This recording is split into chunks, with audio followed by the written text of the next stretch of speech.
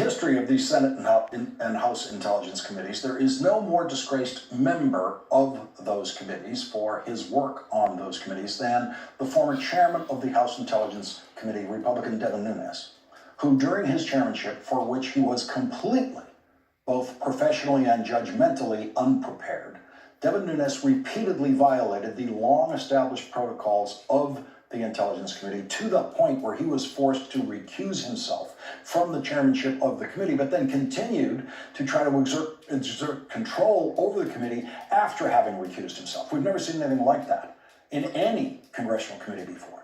Today, all 9 Republican members of the House Intelligence Committee, including the most moderate of them, Congressman Will Hurt, decided to share in Devin Nunez's disgrace by co-signing a letter with Devin Nunez to the new Democratic chairman of the committee, Adam Schiff, urging Chairman Schiff to resign as chairman of the committee because they don't like what Adam Schiff tells the American people about the work of that committee.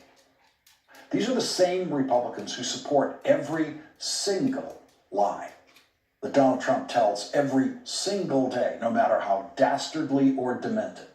The letter did follow the congressional tradition of addressing a congressman. It was addressed to the Honorable Adam Schiff. The real use of the word honorable has sadly always applied to perhaps no more than a very small minority of the House of Representatives and the Senate. But having watched the Congress for a very long time now, having worked in the United States Senate myself, when I see Adam Schiff, everything I see publicly is honorable.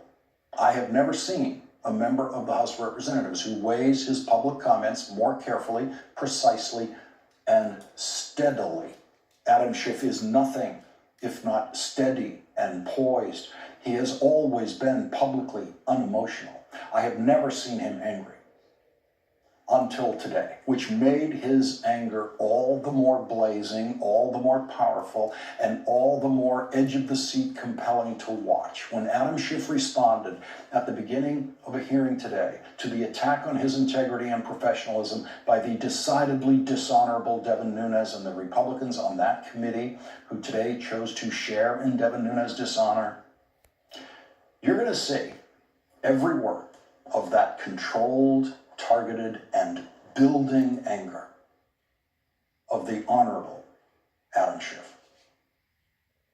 My colleagues may think it's okay that the Russians offered dirt on a Democratic candidate for president as part of what was described as the Russian government's effort to help the Trump campaign. You might think that's okay. My colleagues might think it's okay that when that was offered to the son of the president, who had a pivotal role in the campaign, that the president's son did not call the FBI. He did not adamantly refuse that foreign help.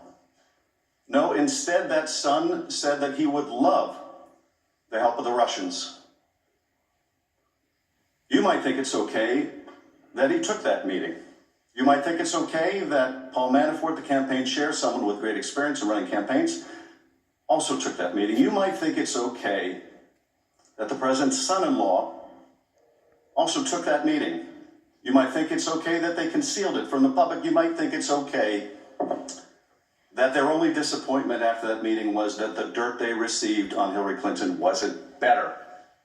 You might think that's okay. You might think it's okay that when it was discovered a year later that they lied about that meeting and said it was about adoptions. You might think it's okay that the president is reported to have helped dictate that lie. You might think that's okay. I don't. You might think it's okay that the campaign chairman of a presidential campaign would offer information about that campaign to a Russian oligarch in exchange for money or debt forgiveness. You might think that's okay. I don't. You might think it's okay that that campaign chairman offered polling data, campaign polling data to someone linked to Russian intelligence. I don't think that's okay. You might think it's okay that the president himself called on Russia to hack his opponent's emails if they were listening. You might think it's okay that later that day, in fact, the Russians attempted to hack a server affiliated with that campaign. I don't think that's okay.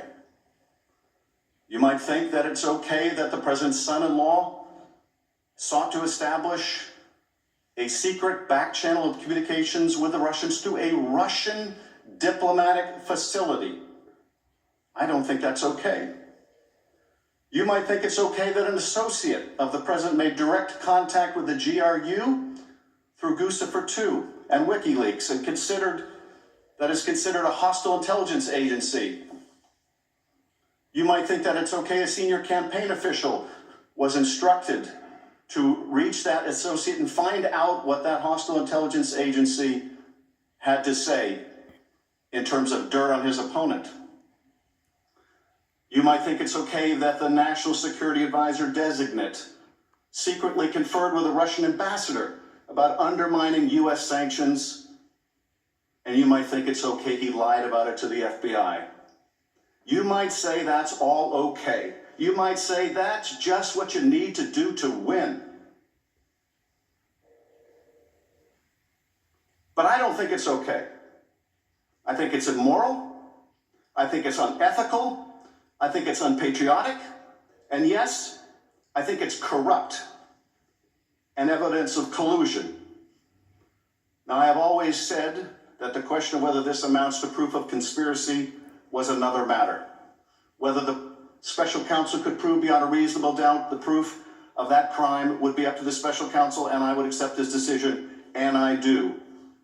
He's a good and honorable man, and he is a good prosecutor. But I do not think that conduct, criminal or not, is okay. And the day we do think that's okay is the day we will look back and say that is the day America lost its way.